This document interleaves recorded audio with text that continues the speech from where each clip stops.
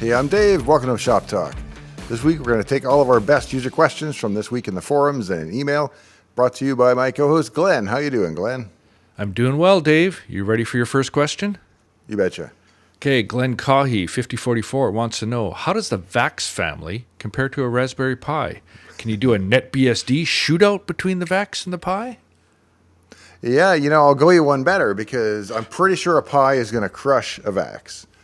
Actually, I don't know that for sure. Not against necessarily my VAX, but my VAX is 100 megahertz, and a Pi is like, at least a gigahertz. So depends which Pi, but again, yeah, it's going to crush it. I know that an emulated Pi can be faster than a real PDP 1170, and I know that BeagleBone running an 1170 is not quite as fast as a real 1170. So it's BeagleBone is less than PDP 11. Pi is a fair bit faster than PDP 11. So what I'm going to do is I'm going to try it on I've got the same absolute software. I wrote a dry stone benchmark that runs on my PDP 1134, on the 73, and on the 83, and on the VAX, and on my Mac, and on my PC. And the only place it doesn't run right now is on this guy, the ESP32. So this is like a $2 chip. Well, it's probably like a $10 module by the time you get a power supply and USB port and all that. But the chip itself in quantity is like $2. They're dual 200 megahertz cores. And I'm going to see how it compares to the VAX. So stay tuned for that episode. Not today, but soon. Excellent. Fukuoka Musician. Love your channel, particularly because you take the time to explain things in a way non-insiders can understand. Some folks don't agree with that. They find it fairly complex. Yeah. However, I just want to put that out there. It's a wide audience. For this video, I would have loved to see an explanation of why this old VAX machine might be superior to modern hardware for serving web pages or anything else, or what aspects of it make it particularly appealing to nostalgists and collectors like yourself. Yeah, I don't know that it is in a practical sense any better at serving web pages than a solid state machine, because no matter how reliable the VAX itself is for that period of computer, it's still got, well, if you're running it in original form, it's got spinning disks, it's got big cooling fans, it's got a huge power supply, and it's got a number of things that can go wrong, whereas if you've got a simple little pie-sized wafer with an SD card that serves your web pages, it's very unlikely that's ever going to go wrong. So. Johnny Nefrite says, do I really need another VAX? The correct question is, why on earth do you need one VAX? It's for the blinking lights that I added. I really enjoy having the VAX next to the PDP-11. I think they look good cosmetically, visually, and it's faster than the PDP, so I can run more modern things. I can run HTOP, as a simple system monitor. I got TOP finally working on the PDP-11 with an updated version of BSD. Updated patch level, but yeah, it's kind of a transitional machine because the PDP 1134 that I've got is from the 1970s, and then the 73 is from the 80s, and the VAX is from the 90s, and I don't have a lot. Well, I do have the 2000s. I've got an IBM PS2 would be the newest machine I have in here, but yeah, and that's probably 80s too, but. And I guess there's at least one other person who wants a VAX because I think you've got yours on eBay, and so far it's got a successful bid on it. So yeah, it's got a couple people bidding on it. So I think I priced it accordingly. If you're curious, just take a eBay hit and go DECUS, and you will find it. It's the ultimate DECUS VMS Unix workstation. All set up, ready to go, plug in, hook it up to the internet and power, and you are, well, and serial cable, and you're golden. Tori, $2.99. But Dave, doesn't NT have some VMS influence in it? Oh, absolutely, because they were both architected by Dave Cutler. And so when he went to do NT, he took probably everything he knew and learned while doing VMS, took the best parts of that, wrote kind of the minimal system, and then built on it from there the way that he would have wished that he had maybe done VMS if he got a chance to do it over again. And VMS being his chance in a way to do RSX 11 over again, perhaps. And right. I don't know, but that's my guess. Lash LaRue says, if you're going to run Unix on the VAX, why not run Ultrix instead and keep it all DEC? I could, but Ultrix is hard to get a hold of, and it's never updated, right? So the difference with NetBSD is it's updated still. So not that I'm worried about the security of my VAX. I'm not putting it live on the web, except for a web server, but the fact that it's still updated daily or weekly or whenever they do patches and stuff, you can go sync and rebuild your own kernel and deploy it, and you'll have code that's updated to within the last week. Whereas with Ultrix, you're getting a CD-ROM from the 90s, and any bugs that are in there forever. So You left a couple people hanging here, maybe. Top List 2613 and Laser Spike both want to know if that network card worked in the last bus there. So he says that SCSI controller you were. no, I eventually moved it up to the first available slot and cascaded everything down one. And that was the scenario that I found worked best.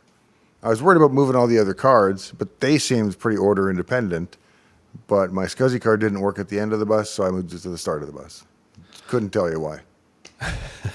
Now, on some of your old machines, I think on that PDP-11, when we unpacked that and you did that video, you got a bit of heat from a couple of folks, and Drew Tech jumps in here.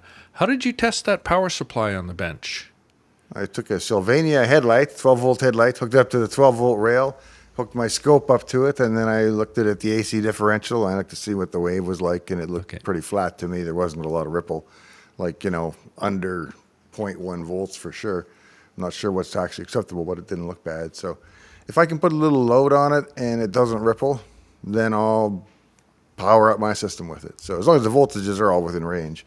Now, I confess I did not load the 5-volt rail and the 12-volt rail at the same time. Right. I did them separate, but... Ivan Maglica, is there any chance to get a demo of VMS? I'd really like to see one in action and some brief overview of how it works. Me too. That's why I didn't... I tried to get VMS installed, but I got, the $ sign prompt or whatever, angle prompt. Or I can't remember what prompt I was at because it didn't make any sense. And it turns out I was in a backup program, and all you can do from there is restore an image from tape, which I don't have a backup on tape. I've got a tape drive, I got tapes, but no backup of a machine on tape. So my one VAX currently does boot into VMS, but it wants to join a VAX cluster that doesn't exist. So it kind of gets stopped at that point. And that's about all I know about VMS. So. A couple of folks piped in with things along this side, but we'll let Acoustic Music Club here take credit for it. So your wife is anti-vax? Only to her niece and nephew.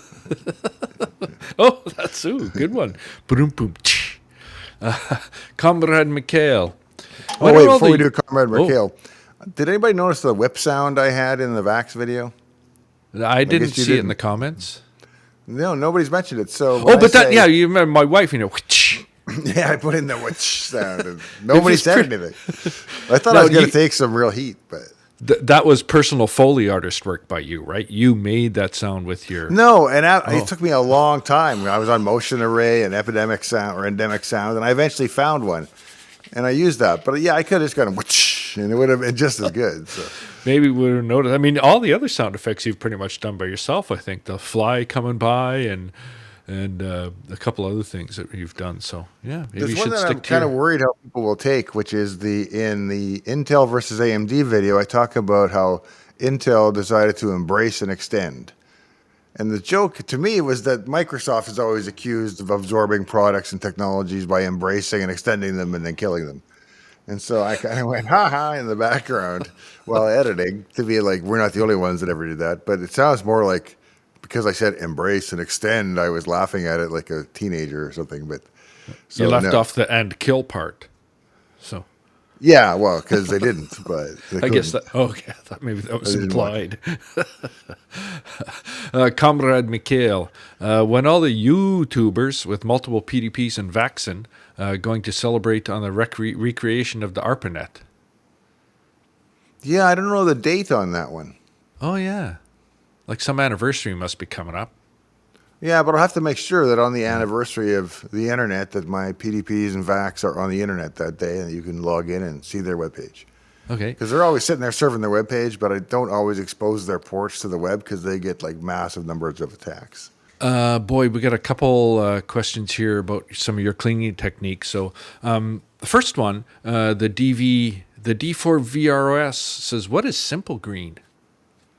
It's a cleaner, which is apparently biodegradable. We sold it in the hardware store in Saskatchewan 30 years ago, and it's just so I knew it worked well, and I've always used it since then. You can still buy it at Home Depot and stuff. I get it in a big gallon jug, and I fill a little spray bottle with it. I use it straight, but it's almost strong enough that it might etch aluminum. I'm not sure. Like Castrol Super Clean If you've got a brand new nice Chevy aluminum manifold and you spray it with super clean, it etches it Nice. because it's strong enough to etch aluminum. Whereas I don't think steeple green is, but I didn't want to spray it on the inside shiny parts, so Okay. I used Windex on that. Yeah, Cas 10 or 10, sorry, Cas 1 capital O says Simple Green. Is Dave still in the 80s? Yeah, apparently. Yeah, like I said, 30 years ago we sold that stuff. It's. I was thinking. Not that trying the to think 80s was about- 40 years ago now, but Yeah, my first job, 1984, was pumping gas at Kunitz's Mohawk in Regina, and I think our cleaner of choice then was Spray 9. I think that was my Spray 9 is actually even better. I don't know if you can still get that, can you? I don't know. It just like the spray. What were we using? I'm like, oh, Spray 9. I think I can still smell it probably too. There could probably be a great project farm video on this, and there may already be 3 of them, but I saw a chart which was like the cleaning solvent action of the various cleaners you can buy. It was in like Consumer Okay. Reports or something. And essentially they all carry the same basic ingredient for cleaning, but different amounts of it than colors and dyes. And Super Clean was by far the strongest, and Spray 9 I remember being up there too. Wow. So we used that to clean our pool, you know, when you had those cheap ass Oh, yeah. Sears pools with a blue liner. Yeah, yeah, To be in yeah, there the with a above scrub ground one, brush yeah. and scrubbing that out every fall. And Oscar Castillo 1 says, have you ever tried Retro Bright to clean up old yellowed cases?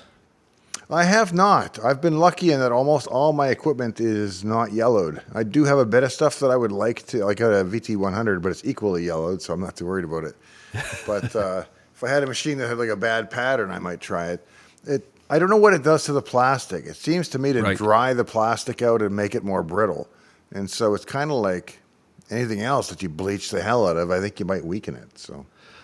This cleaning stuff is getting weird now. Sorry, I'm going to sidetrack. My Oh, brother wait. I got to say, I realize it's not bleach, it's hydrogen peroxide. But anyway, sorry, go ahead. Yeah, my brother was quite fastidious about cleaning his cars, and this, you know, back again in the 80s, and that was days of what was the stuff called that everybody sprayed on their Armor All? dashboard? Armor All, yeah. And my brother used to call it, oh, that's crack dash. Yeah. I've heard that it will cause your dash to crack. It makes no sense to me, but unless it does harm the plastic in some way. Yeah. So, but boy, when you start talking about cleaning and chemicals and stuff like that, boy, everybody's got, you know, if you got 5 people, you got 7 opinions. So. Yeah. And they're all very firm on how they feel. There was another person here. I don't know if I kept it in the comments or it got cut out, but he was saying a pretty strong suggestion that you should always spray your cleaner onto your cloth and then apply it, not spray it onto the electronics. Seem to be a bit concerned. But I've seen you take circuit boards and run them under the sink. So Yeah, I'm not too. It probably makes more sense, but this machine was pretty dirty. It doesn't show up in the camera well, but if I was just wiping with a damp cloth, I would have been here for a long time. So you're probably right, but I wasn't hosing it down and getting enough in to go in and splash the circuit boards or anything, and it'll survive. and it was unplugged. Was it? That was probably photo evidence, so I don't want to make a claim on that one. But You're still here, so yeah. Didn't see any magic smoke. Pianiello. This may sound like a morbid question, but when you're gone from this earthly world, do you plan on donating your vintage pieces to a museum? that's funny because I just redid my wills about a month ago, and they give you those pieces of paperwork where it's like who gets what car, or your encyclopedia set or whatever you've got. And so I was thinking, what do I do with all my PDP-11 stuff? And so I would give, this is non-binding, but I would probably give most of it to the Interim Computer Museum here in Seattle, which is Stephen Jones, who's kind of running an interim computer museum with a lot of the old living computer museum stuff. And so they have quite a PDP collection now that's very much worth checking out. But I'd probably throw it all that way, I think. So folks should continue to subscribe and like your videos and watch Dave's Attic and Dave's Garage, because you're spending a bunch of those funds buying more stuff that you can eventually, when you kick the can, you can donate them. So yeah. There you go. There you go. They can get a little. Sumi Kome, just out of curiosity, does Micropython work on that VAX by chance? That's a good question. Full Python does not. I don't know if there's a port of MicroPython to it. I'll check. But I know when I did, I'm pretty sure there's not, because I did all kinds of package insert, which is the package manager, searching for anything, looking for anything related to Python to see if somebody had already pre-built these packages, and I found nothing. So Oh, okay. Because he says he's wondering because he said he's got a single core 100 megahertz RISC-V emulated CPU and a computer inside his Minecraft server, and that runs Micropython quite well. But regular Python's far too heavy for it. He said it also runs Minix as its OS. Oh, that's fun. Yeah, I'm pretty sure that in Minecraft. this guy here will run Micropython as well, because you can install it as an emulated language and we'll log into it. Excellent. So the fact that it can leads me to think I bet the VAX could. Excellent. But I don't know anybody that's taking the time to port it. Okay, let us know. Patrick Ford, have you ever considered a PDP-10? It was a nice machine with a 36-bit word, and that's something I remember Dave Cutler talking about. Used 7 bits to encode ASCII. And then this is curious as well. As I recall, it was big endian. So was it? Yeah. That's a Patrick I tell you Ford what I'd says. think, but I'd be right half the time. So. Yeah, when the It's either the little numbers first or the big numbers first. I'm pretty Yeah. confident it's one of those two. Yeah. well, I can tell you what they mean. I just can't tell you what regular computers are without thinking really hard about what it looks like in a debugger when you're Right. looking at a memory map. But PDP-10, we had a bunch of them at the Living Computer Museum here before it closed down with Paul Allen's death, and they had them up and running, which was really nice. They weren't just boxes.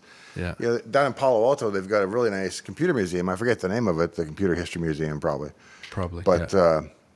Great static displays, but nothing's running. The machines aren't booted, and you can't log into them. But whereas Living Computer Museum here, they spent all that time to keep everything running, including the big PDP-10s. So briefly, I don't have 3-phase power that I think they require. I'm sure I could get a phase creator or converter.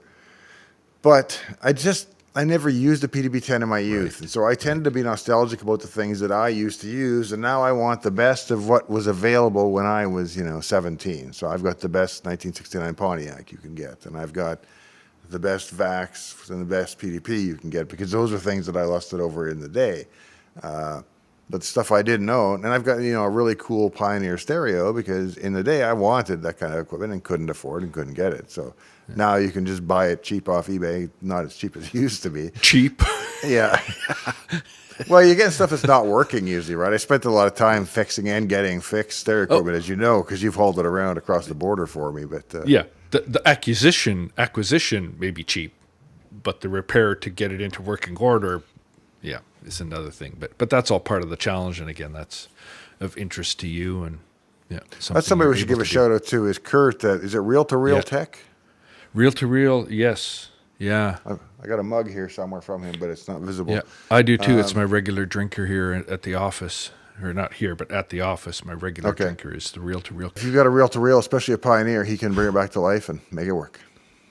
And he's and if you need someone to get it there, ship it to me, and I'll drive it across Yeah. the river to him. He's about 20 minutes from where I live here. I've been there a few times. Fascinating guy, but really, and he does.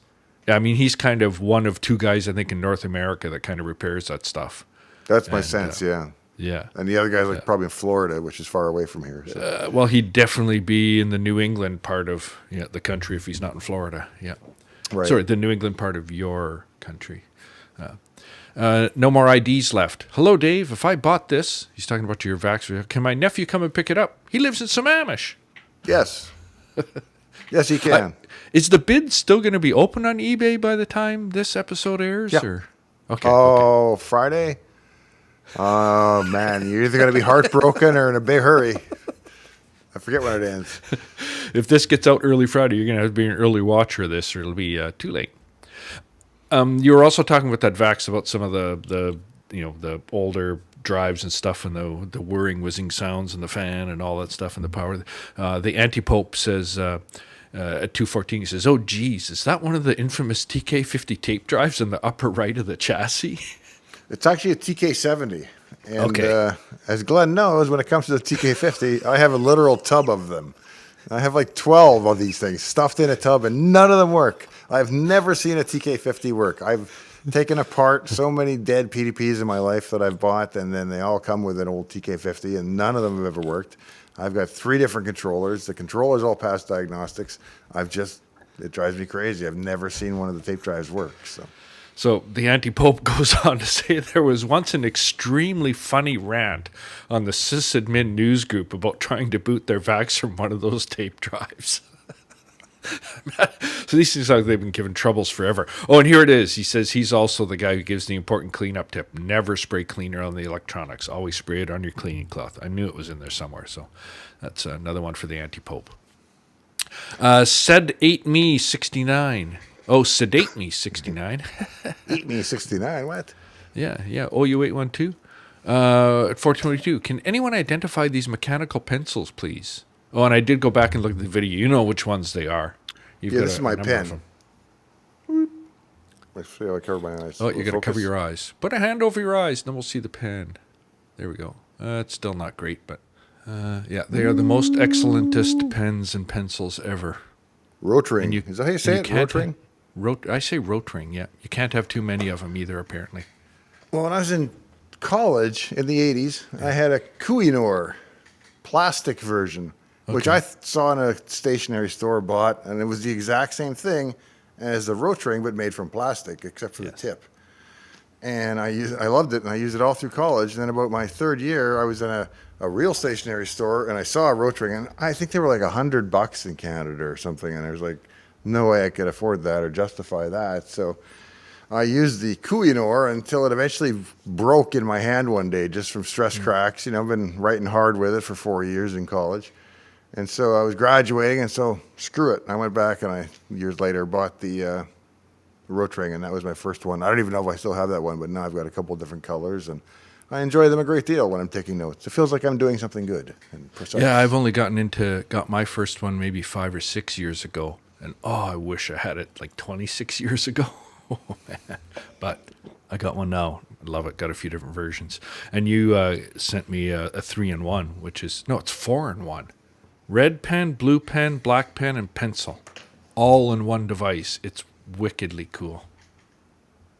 And the mechanism works, depends which way you hold the pen and click the button, depends on what comes out. It's super cool. And you can release it with a little clasp, and Yeah. it's pretty fancy.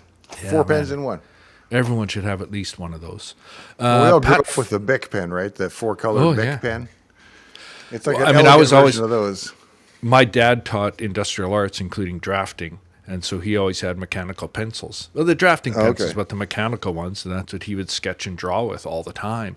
So I was exposed to those as some of the first pencils I ever used were probably mechanical pencils, so I've always had a thing for it. But Well, yeah, the one these I used to Rotring ones use- are another level. Before I got the Rotring one for diagramming and stuff, it was like a Staedtler one with that weird claw that expands on the end. And then Yeah, the that's a bigger- drafting pencil. Yeah, and then Yeah. the end of it is the sharpener, and I Yeah. got a few of those, and about 7 different types hardness of leads and the holders for them, and The mistake I made was I had a gray leather gym bag that I bought in Tijuana, of all places, Okay. and I used it for my college bag. And I'd throw that pen in there in the side, and then after a couple of weeks of doing that, I went and threw something else in there, and I took it out, and it was all just gray from all the graphite because of all the million times I had sharpened with that lid. And then I'd throw it in the cap, and it would leak graphite into the pouch, and it was a terrible mess. yeah. And All right, you weren't back even to a the teenager. questions. Yes, back to the questions. Pat Farrell, KTM, are you using a proper VT100 or just some terminal emulator on a PC? Please, I have a VT10. I have a VT132, which is what I use on the PDP 1134, so I can get all 132 columns. And then I think I have 5 VT220s kicking around here now. I got a bunch of them because I bought them separately as I found them, and then I bought keyboards to go with them, and now I have a bunch of them. But yeah, so proper VT220s. Excellent. Who the Fox Cares has a little humor for us here. The question, how many deck field engineers does it take to change a flat tire? The answer, 5. 4 to hold up the car, 1 to swap wheels until the defective part is found. That's the fastest way. I mean, I've got a PDP 1134 that I've had to service a lot in order to get it working, and there's 2 ways to service it. There's, hey, somebody has a board on eBay, I'm going to just order it and swap it in and hope for $75 it just works. And if it doesn't, then you're there with a logic probe and, you know, your nonsense and your logic analyzer and scope trying to figure out what the hell's going on with this board. Fortunately, there's really good documentation, but I'm not an electronics guy, so troubleshooting those things at the board level. Like I had one where, if you saw in the VAX episode where I have to load the SCSI controller firmware by having it deposited into memory and running it from memory and Oh, stuff. yeah. You have to do that on the 1134 with that same brand of SCSI controller. and it just didn't work and didn't work. And that process is so obscure that I assumed I'm doing something wrong, right? Because you got to type in all these numbers, and I did it more than 10 times, I'm sure. And I never got it to work. And it turned out the DMA was not working on the bus of the 1134. And so I wound up replacing, I think it was the logic path card, not the CPU card, the secondary card, eventually, and that fixed it. And that was, a $250 bet. But the chance of me finding a DMA issue at the hardware level on a PDP 1134, there's people out there that can do it, but I am not among them. So, Is there two? Still living? Hard to say. Yeah. Macaw 2000 says, who else still has their DECUS card or DECUS? Not me. There was a guy at DEC called Dave Plummer, because I remember Dave Cutler asking me if I was that Dave Plummer. Right. And I was pretty young at the time. I'm like, no. He was an instructor of some kind and taught courses at DEC, as far as I know. But different guy, no relation, that as far as I'm aware. So. Okay. This one I'm not sure you'll be able to answer because I'm not sure you have any experience with this, but Nasty Badger, TNK4KL, says, what kind of idiot spends money on an old system? Are you familiar with any of those sorts of people? Or What's got two thumbs and likes to spend money on old computers? Me! Now, to be fair, what I did is I bought a VAX for 2000 and I fixed it all up. And I bought another VAX for 2000 and fixed it all up. And I've got months of time in these things and new parts that I had on hand and stuff. And then I'm going to sell it and hopefully pay for some portion of my VAX so that it's not just a complete outlay. So you're not the idiot, but the guy who buys yours is? Well, he's not the idiot either because he's getting one that's working. Because you spent hundreds of hours trying to figure it out. So, yeah, when I bought my 705, it turned out to be a 300, so I spent another $1,000 on the CPU cards and everything to upgrade it. So, there are other expenses. I'm not defending it as a so who's the idiot scheme. Now? I'm just less of an idiot than I might have been if there was no remuneration in it whatsoever. How's that? Excellent. CSD Studio 78. How does a guy like Dave? Oh, he must have looked up the VAX on your eBay account. Says, how does a guy like Dave not have 100% feedback on eBay? Who did you piss off? What did I sell? Oh, I sold something. And the guy was like, he just didn't understand it when he got it. And then he left a bad feedback, and I explained how to do it. It wasn't a mesmerizer. It was something else. He said, it doesn't work, and left bad feedback. Oh, no, it was a mesmerizer, wasn't it? And he had to connect the cables or something? Maybe that was it. Or he had connected something in the wrong spot or didn't know you just plug it in the back. Yeah, he had done something wrong and hadn't read the instructions, plugged it together, screwed it up, and then left me bad feedback. There you go. So. And you explained it to him, but he still, Still 99.4% positive. So, if you buy a VAX, you got a 0.6 chance that I'm just laughing at you and taking your money. You pays your money, you takes your chances. Exactly. Caveat emptor. JBird57 along the same. Is it weird that when I read your eBay listing, it was in your speech cadence and vocal structure? Hi, I'm Dave. This is my eBay auction. He said, great listing. I hope someone really uses it and preserves it. So, I think that's agreed by most of us here. Vulcan on Wheels. PDP 1173 a while back. I'm going to sell another one too because I've got like three or four that I can build out of parts now. Well, I've been buying more parts because I've got enough. I have like 2 network cards and 2 SCSI controllers and 3 CPUs and 8 memory boards and not enough to quite build 4 machines. So I've been buying from Mitch Miller at Keyways all the various parts I'm missing, and then I'll build out 3 or 4 machines and probably keep 2 and sell 2. So I did that before with an 1173, and I built a really nice machine, and a local collector bought it, and it was great because now it's in his system on display up and running. So I think you have at least 3 big Rubbermaid containers full of cards. Oh yeah, at least 4 actually. Yeah, I mean they're not all full, but 3 of them are. They're not all full, but 2 more cards in the 4th one, and they are. Vulcan on Wheels. About the title of this video. Does your wife watch your videos? If I ask her to. She watched the, which one did I just do on the Amazon outage? Oh, the web was down, or the internet was down. What I usually tell my family is, hey, I'm really happy with this video. Watch the first 3 minutes and the last 1 minute. Because that's kind of where the personality and no technical stuff is yet. So Excellent. Oh, Evan Kalbach. Yeah, he's a regular. Recognize that name for sure. Can AI write clean and efficient code without fluff in it? He says, I'm seeing it writing code that works, and we being humans will say it works and move on to the next task. For me, because I'm having it write Python, and I don't know Python very well, I'm often impressed with the density and clarity of the Python that it actually generates, because I wouldn't have written that Python yet, because I'm a Python noob, and so I would have written basically C in Python, right?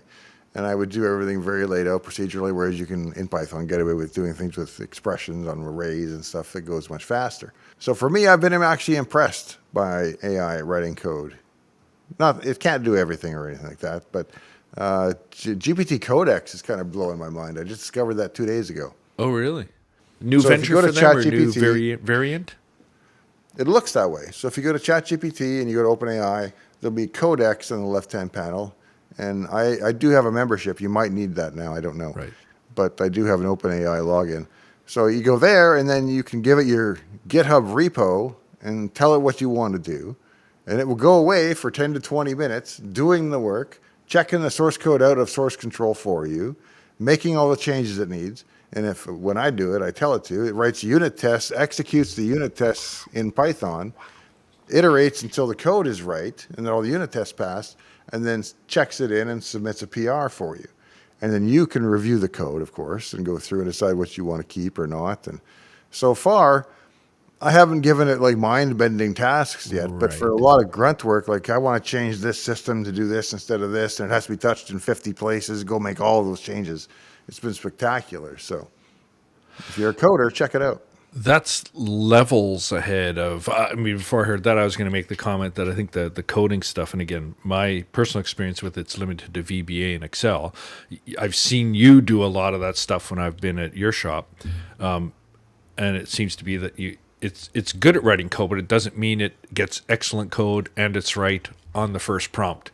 You kind of need to feed it back into itself and run it and let it go.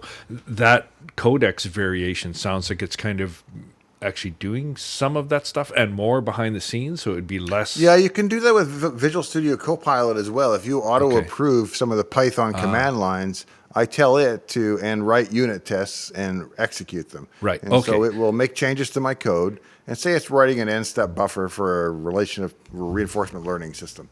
So it'll go through and write all these tests that create the buffer, add elements to it, test them, poke them, read them back out, try all the edge cases. And by the time all that passes, you got a pretty good chance the code will work. And it has to iterate often. So it'll go, oh, well, 23 of the 29 tests passed. And it'll go through and it'll fix the other 6. Whereas otherwise, it's you later finding those 6 bugs and trying to fix them yourself or asking it to fix it later. But unit tests really help. So just that one little addition to your initial prompt of, write and run the unit test on it.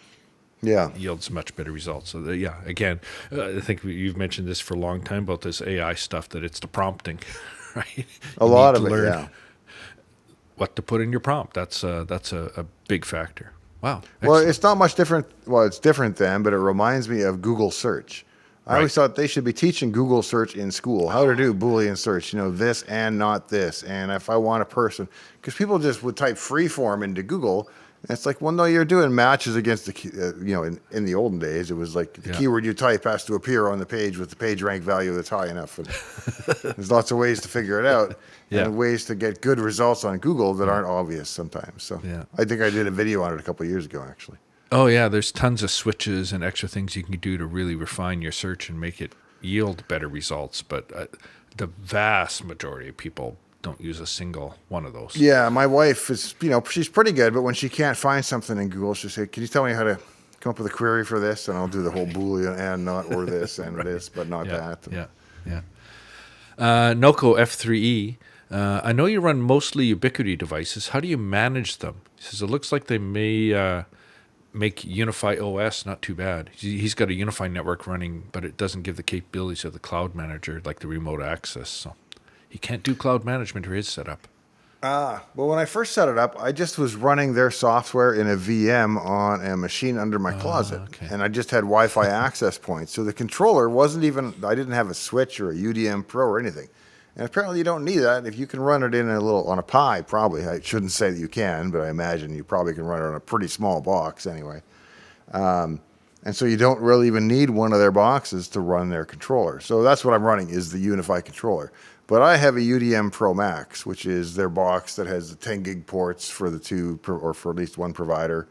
And it does all the switching and routing and security and firewall and everything else in the one box. And you can buy much smaller, like the Cloud Key, I think, has that built in as well. Okay. And some of the other hardware, there's different small Unify router hubs and stuff for Wi-Fi and like apartments and stuff. And they all use the same basic software. So, and in my case, it runs one of my camera systems through Protect.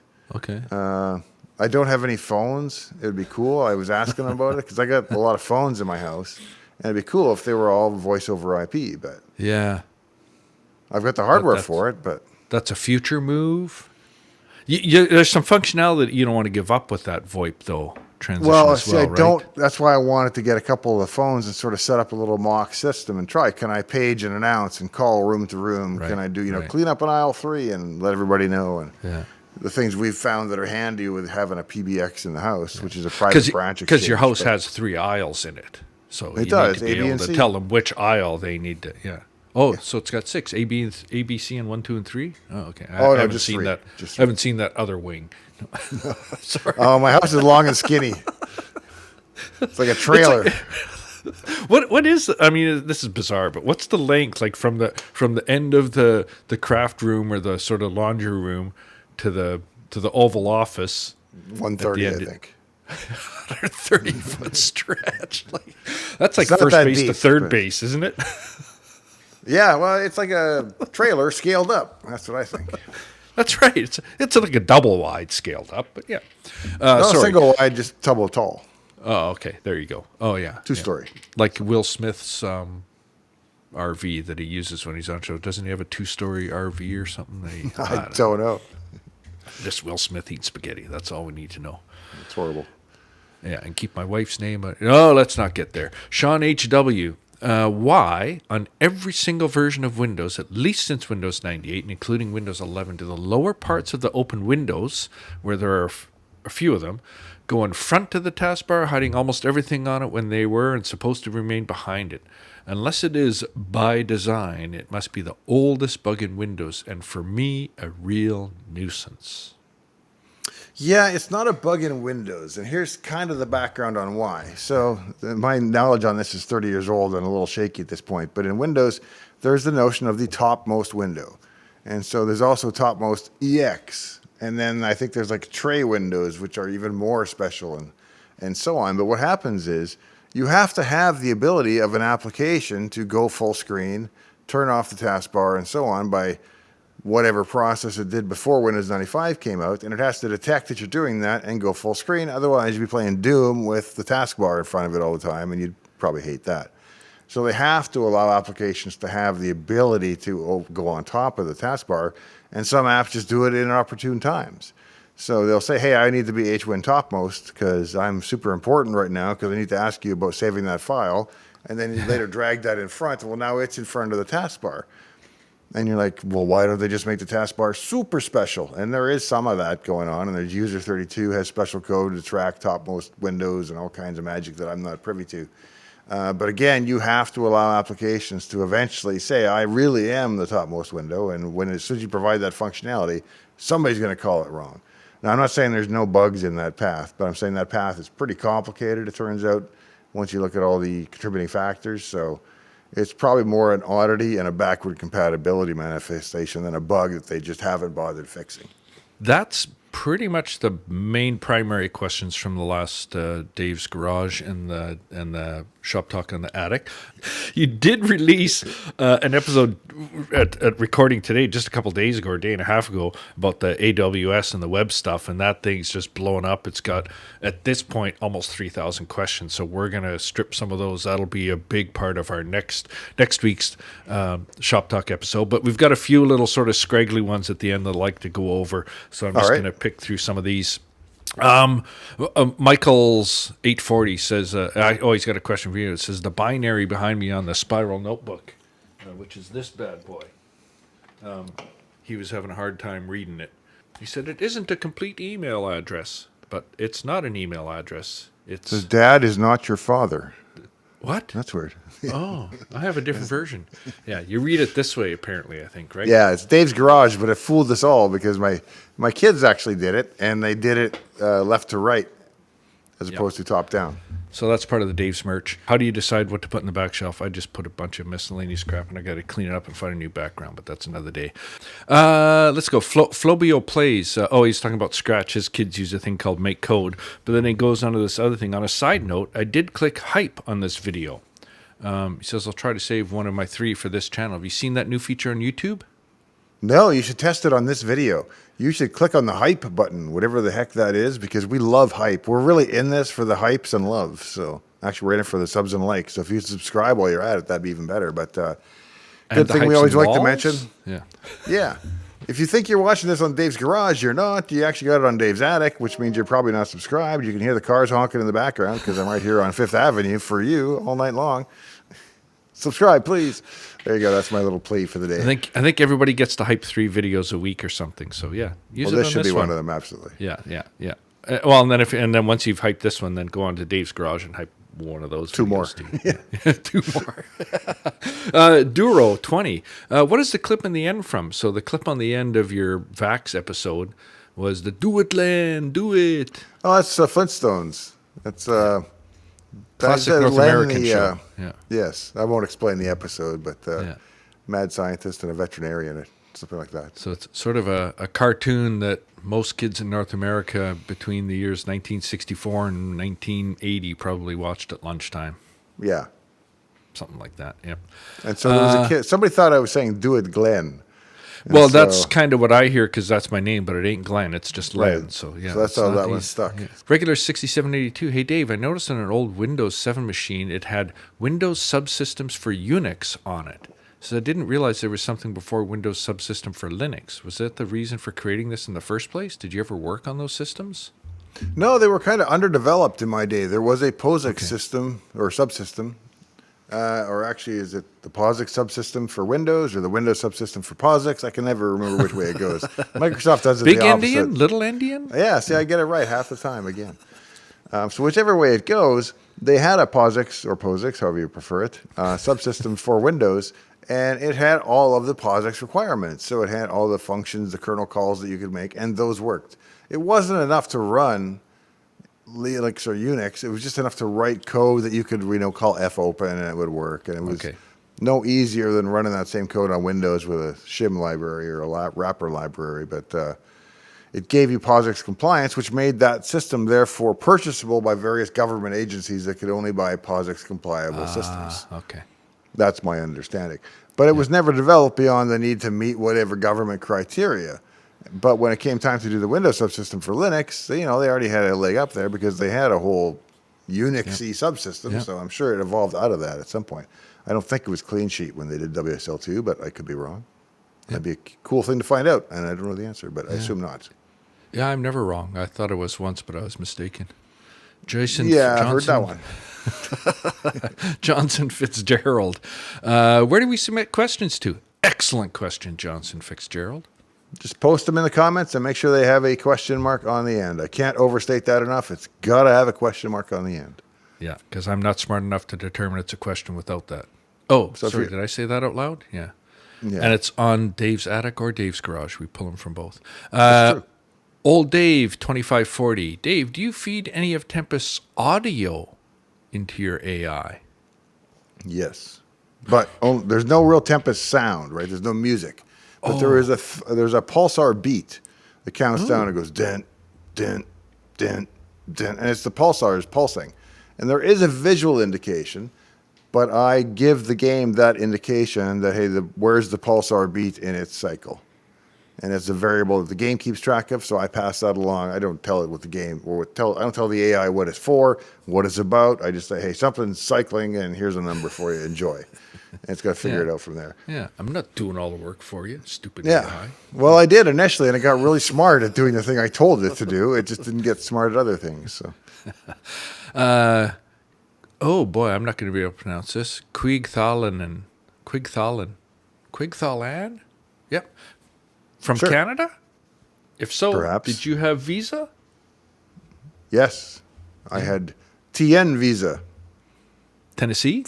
Nope. Trade Oh, NAFTA. So between Canada and Mexico and the U.S. under NAFTA, and I don't know what the current situation is now, but at that time, if you had a college degree in like an engineering or a science or some other desirable field, you could pretty much travel between Mexico, Canada, and the U.S. and work anywhere you wanted. And so that's what I did. I came down and I worked here with my TN visa. I mean, you have to apply and go through the whole process at the border and all that, but it's only 1 year. So I had to go back each year to Canada and then reapply, which is really weird because I had a 30-year mortgage and a 1-year visa, and I had to leave the country and re-immigrate once a year.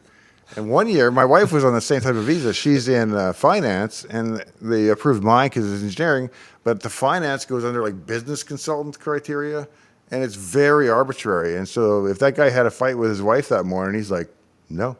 And that's what he said. He's like, no, see ya. Yeah, so we eventually got in, but That was Not almost illegal, it for yeah, I mean, Mrs. we Dave's eventually- garage. Yeah. we tried another time at a different place Yeah, with yeah. a different guard, Yeah. and it went better. So The classic approach. Last one. Let's go to Evan Callback. Dave, your mic. He's talking about that last episode that on the shop. Dave, your mic sounds fine, but your co-host perhaps switched to the built-in mic instead of his boom mic. Yeah, that was so painful last week. I accidentally did not connect my pod mic. Had it here in front of me, but it wasn't working. So that was all coming from my AirPods, and I was editing it, and I spent hours trying to fix the sound and make it sound like the pod mic, but I couldn't. But it was, trust me, as bad as the audio was on the video that I we put out last week, what I had to listen to and try to fix was way worse. But it's still crappy. But that's been addressed. It's fixed. well, the irony is Glenn just started editing these about 2 or 3 weeks ago, and so his second or third week in, he's got to contend with just some horrible audio and make the best of it. So at least it was his own making. Yeah, nobody blamed myself. Just about killed me, but yeah, but it's that's gonna stick for a while. Anyways, that's all I got, Dave. So I'll let you wrap things up, and then I'll go edit this one. All right, well, thanks for joining us, everybody, tonight. Thanks for joining me, Glenn, and helping out, and appreciate it. And we'll see you next time right here in Shop Talk. This little chair will be waiting for one of you, and a rocking chair for another who likes to rock, and a big armchair for two to curl up in. All next time on Dave's Garage.